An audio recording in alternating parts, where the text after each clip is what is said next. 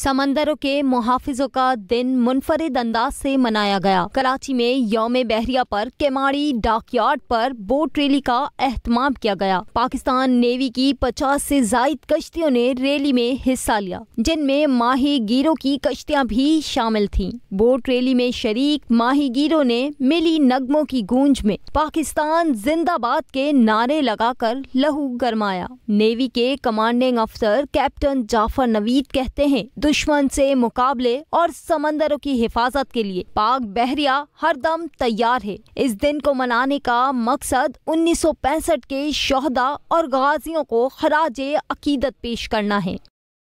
आज की जो बोट रैली है, इसका मेन मकसद ये है कि 1965 में जो हमारे शोहदा थे और जो हमारे मुजाहिद थे, जिन्होंने अपने से कई गुना बड़ी बहरी कुव्वत जो इंडिया की थी उसको खाक चटाई और उनको ये बता दिया कि अगर जज्बा और जुनून साथ है तो आप कोई भी मकसद हासिल कर सकते हैं। तो मेरा ये पैगाम है कि पाकिस्तान बहरिया हर वक्त तैयार है और जो भी चैलेंजेस, चाहे वो सिक्योरिटी से रिलेटेड हों, चाहे वो डिफेंस से रिलेटेड हों, उनको मीट करने के लिए हम हर वक्त तैयार हैं।